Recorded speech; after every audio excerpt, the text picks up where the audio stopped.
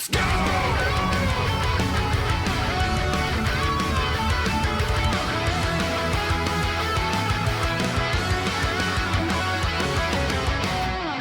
I am going to show you guys kind of a trick of the trade that I figured out today for like fighting sticks and fighting games, especially because these motherfuckers, these guys make a lot of noise, right? These things make, even when I'm down here, these things can make a whole bunch of noise. And what's funny is that when you have the fight stick sounds back here and they sound like this, it still sounds like you hear it, right? Some people like that noise.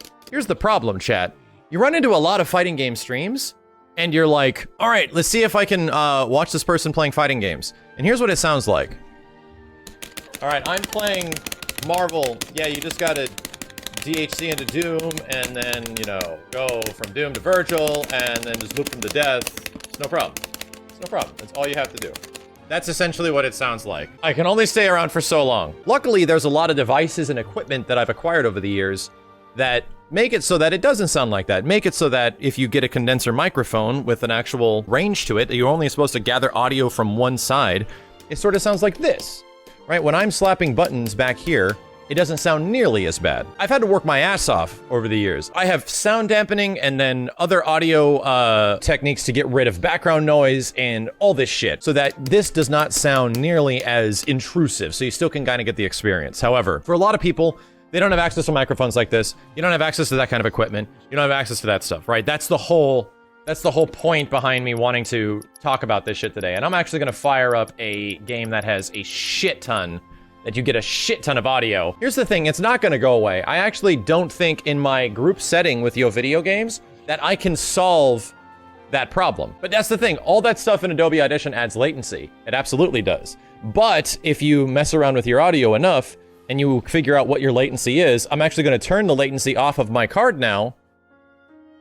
Now you get to see what it's like.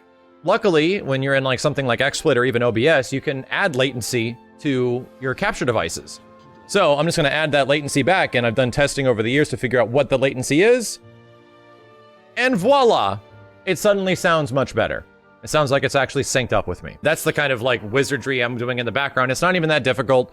It's just figuring out what the hell timing is and getting it all synced up to actually figure it out. The whole point behind these audio filters is that it's going to delay the audio. It's going to take a little bit longer, like a half second to reach the screen, but you have to figure out, you have to manage that seconds between your capture devices. All that shit today is relevant because I'm not only going to be utilizing that, I'm also going to be sticking in this new RTX voice stuff, which is pretty incredible. It almost works too good.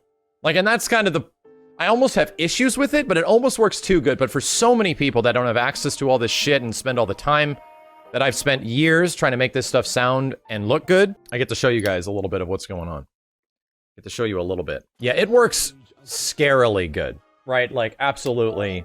It's kind of scary. So we're going to take a game like UMVC3, and I am going to show you guys what it sounds like basically. You might be able to hear a little bit of the game in the background, but very little. Even my audio setup has it conditioned so that it'll actually cut off these lower level frequencies and only capture my voice. In many situations, you're gonna hear the background noise or something in a setting like this. Like my speakers are less than 3 feet away. My arcade stick is less than 2 feet away down here. And in fact, I'm gonna tone down the audio of the game a little bit, quite a bit. Okay, so the game itself is audio in the background. You can hear me slapping buttons, right? And for a lot of people, this situation might sound way worse, right? The buttons might be louder than what you do. The game audio could be interrupting your microphone in many ways. This is all just a crazy nature of fighting game arcade sticks and all that shit, right? However, this RTX voice stuff is actually kind of crazy. And it almost works too good, and I'm going to explain exactly what I'm talking about. The button noises that I'm pressing are going to go away. It's going to slightly modulate my voice when there is loud button noises in the background. However, it's going to get rid of it permanently. They're going to be gone. The crazy part is that even if I'm talking and you're watching something in the background, like these characters screaming at each other, or another person talking like on a video, if I start talking, this thing through AI learning is going to learn what my voice sounds like. And it's going to specifically pick up my voice and eliminate the voices that are back there. That's a lot different than something like a filter that essentially just takes out low frequencies. That's different. You're still going to hear those people talking. It'll open up when you speak through like a limiter or something like that, or a gate. But this thing doesn't do that. This is some weird AI Skynet shit that actually identifies what the hell you are saying and identifies that it's you're saying it and is only going to have you be the one it's going to hear. I'm going to show you exactly what I'm talking about. So let me switch over. It's already running in the background right now. This does take a little bit of GPU power, but not too much, like less than 3% from what I understand. And here's why this is amazing for fighting game streamers, and this is why I highly recommend anybody uses it. I'm going to turn it on. I'm going to switch my device really quick. Hold on. So at this point, the RTX voice is actually kicked in. I'm going to disable some noise reduction stuff in the background because I'm already going through processing, right? I'm actually already taking my voice through different levels of dynamics processing and limiting and noise reduction. So I'm going to take off the noise reduction because that's what this shit is doing. The whole point is noise reduction. So if we were to completely mute the game, right? Let's actually turn off the audio of the game. And I'm going to slap some buttons right here. Still heard that, right? Still heard that. That's the sound of the buttons. However, if I keep pressing the buttons,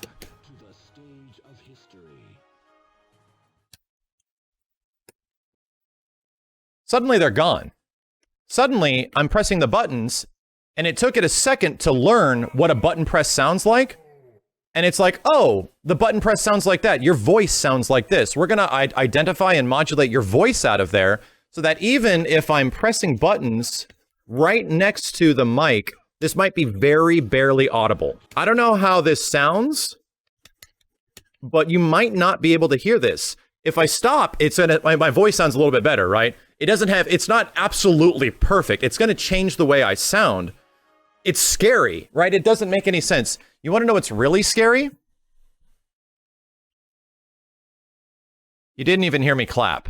And that's something I actually don't like. I'm actually gonna move my mic arm, which makes a lot of noise. I'm gonna talk during it. And it completely goes away. You guys can probably barely hear any of that. It's actually fucking witchcraft. And that's why I said that, I mean, the vacuum test is one thing. That's a consistent noise, right? There's a difference between like me having like a fan or a vacuum or a dog barking would actually be huge if Benny was just barking in the background. If Benny barked a couple of times, you might hear him for the first couple, but then the shit would learn what that sounds like and then get rid of it. It is actually crazy. So I'm just gonna sit here and do this Dante combo, and you guys, I don't think you guys have any audio of the game, but you can do, let's just see if you can, let me bring in a character that's easier to do combos.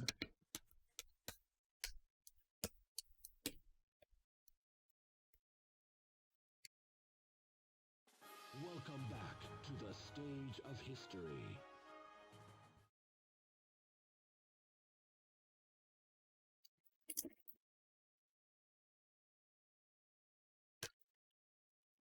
What? Can you hear any of this? Can you hear any of it? I don't know how much you guys can hear it or if there's a lot, but the thing is, the more button noises and things that are like obviously not a voice start kicking in, it learns. It starts picking up on what that is and it will change it. That's why when I turned it on at first, I was like, oh, let me show you guys what this is like. Here's some button presses. And you're like, oh, yeah, I can still hear button presses. That sounds like button presses, of course.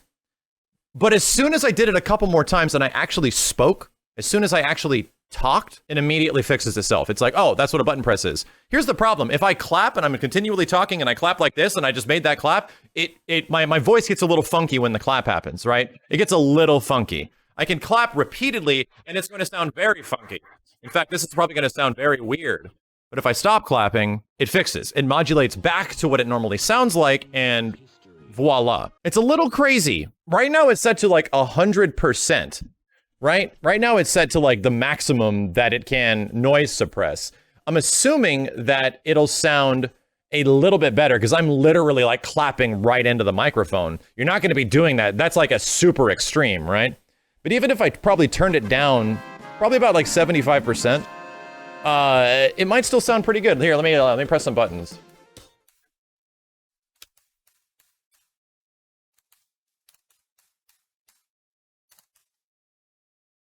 Can you guys hear any of the audio? I think that's actually pretty good. I don't want it to be completely gone. In fact, like, this shit right here scares the shit out of me. I don't like that. I require physical audio sometimes to make jokes come across. I require physical audio sometimes so that I can get a point across. I don't like that. I don't like the fact that it sort of does it. You can probably hear the clap the one time because it has to learn. It hasn't heard a clap in a while. It eventually goes away, you know? It eventually figures out that's not your voice, and it gets rid of it. I don't like it either. It almost works too good, but for the majority of people where you have like roommates or a fan on, people in the background, or people talking over a microphone or your speakers or some shit, it's incredible. It's actually almost too good. And that's the thing, is that it can possibly fix some of this shit. It can possibly, like, you know, oh, it's working a bit too effectively and taking out some natural noises that we might want to hear. Maybe we shouldn't have that, right? Maybe that shouldn't be there. This isn't just like this is a thing that's obviously amazing for people that play fighting games, right? If you play with controller, maybe not incredible. If you play games without a headset like I do for the most of the time, it is actually amazing. It'll eliminate the weird echo that will sometimes come from your speakers. It'll actually get rid of that. But especially if you have one of these, if you use arcade sticks and stuff like that, it is actually incredible. And it blows my mind. This is not just like some small leap in technology. This is no joke. Like, what happens if you only clap but don't speak? Let's try it again. And it gets lower and lower and lower. And then it's nothing now. It's very low. I'm actually clapping right into this bitch. And that's what's crazy, is that you can barely hear it and then it's gone. It does have to, it is still in beta. This thing came out within the last month. But the whole point is that, am I really clapping? Dude, I'm gonna turn this off right now. You think I'm not clapping? All right, we've gone back to what it is normally. This is what my shit normally sounds like. I'm gonna show you how loud I was clapping. That's how loud I'm clapping. This is how loud I was clapping the whole time. That's it. This is what it sounds like when I move my mic arm. Doesn't sound very good. This is what my arcade stick sounds. The whole point is that, yeah, this shit is new. That's the thing I'm trying to get by right now. Like, this stuff is new. I can actually change it. I can actually change it so you can hear a little bit of the arcade stick noises. I'm set to like 100% right now, but that's the whole point, is that I can make adjustments. In fact, I think a nice middle ground, let me switch my mic back with it on, you might still be able to hear this shit a little bit. There might be a little bit of sound back there still, but not a ton, right? Still, so that there is a little bit of clicks and clacks, but not like incredibly overbearing and taking over your audio. So that's where we're at with this thing. It's, this isn't just this thing that's like really cool for broadcasters in general. This is a tool for the fighting game community. This is a tool that I have spent, this is a tool that essentially represents years of me working my ass off and spending a lot of money on equipment, a lot of time on unique audio settings to eliminate the sound of arcade sticks so that it doesn't sound absolutely terrible. And to be completely honest, you download it and it's free and you turn it on and off. And it just does all that shit that I've done. So all things considered, I'm pretty happy with it. I think it's actually super cool. What's it called? It's called RTX Voice. And I can show you guys where you can get it. This shit's pretty easy. You literally Google RTX Voice setup guide, and that's essentially it. Now here's the gimmick, is that this is normally designed for RTX series cards from NVIDIA. This is like RTX on type shit. And it does work with a variety of programs. I haven't gotten it to work with Audacity yet, which is unfortunate, but it does work with XSplit, Streamlabs, OBS, like a ton of different stuff. However, there is ways to get it to work with non-RTX cards. Even if you have a GTX card, there's a small line of code that you can change in a setting after you install it. And if you change that setting, it apparently just works, even with classic GTX cards, because I believe it's using CUDA cores to do the audio processing / rendering of the audio. It's not hard. And here's the thing. If you like YouTube, RTX Voice, this video right here from, what is it, Barnacles? He talks all about the setting that you have to change to get it to work. And it's one very minor setting in like a notepad document that you have to run as administrator, and it's anybody can do it. If you follow this specific thing, anybody can do it. If you have like a GTX series card or anything like that. I'm blown away by how good it works. I'm blown away that it's essentially replacing years of effort. It's replacing years of me trying to get my arcade stick noises to not show up or be heard so predominantly in my audio on stream. It just does it like it's no problem. Like I said, I'm still not a huge fan that certain elements, even if I'm filming 50% audio, certain elements like clapping might actually still be pretty audible. Right? And that's what I want. I want it to be somewhat audible. I don't want like there to be a joke and it's just ruined because I can't clap or some shit. Is clapping that important to me? Maybe it is. That's the whole thing, is that it's gonna make you sound a little weird for a half a second, and then it's gonna go away. And then it's gonna learn what that sounds like. So for me, it's like the good setting is about maybe 50%, if not a little bit lower. And the nice part is that this has better noise suppression than noise suppressors. Like you have to do all this noise canceling shit to get rid of background noises, and it fucks up your voice like crazy. This thing actually is smart about it. Instead of it just fucking up your whole voice, it's only gonna fuck up my voice right now. But as soon as it's gone, my voice is back to being normal. And that's what's cool about it, is that noise suppression plugins and all these things that you normally have to do actually screw up your voice the entire time. It's gonna do a weird modulation to your voice no matter what. But if I do something like this, it's only gonna sound weird when I'm doing this, which is appropriate because I'm fucking clapping into a microphone. But then as soon as I stop, I'm going back to sounding normal. That's the difference between it just being a plugin and actually something that is AI learning, that is figuring out what you're saying. This all could be really bad if this thing is learning to every single thing that you're saying and then sending the information to Amazon so that they can inquire your purchases. Let's hope they're not doing that. Let's hope that Google or Amazon doesn't AI learn to every single thing you're saying. Oh, they were talking about getting a graphics card. We're just gonna send them ads to graphics cards. Let's hope it's not that kind of AI. Let's hope it's not that kind of shit. But either way, I'm blown away by this stuff.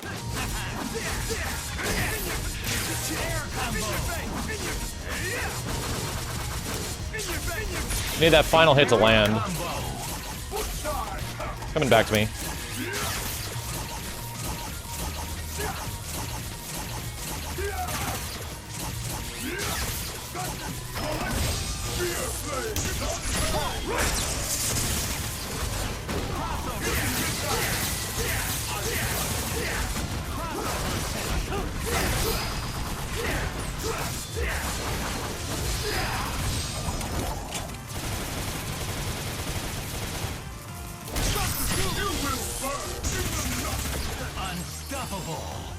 How did that sound? How are all the button presses on that one?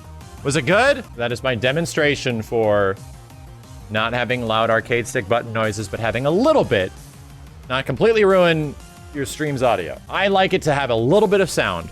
And the nice part is that with that RTX audio shit, you can absolutely do the same. Even if in a loud button press combo, 300 hit bullshit in a Marvel 3.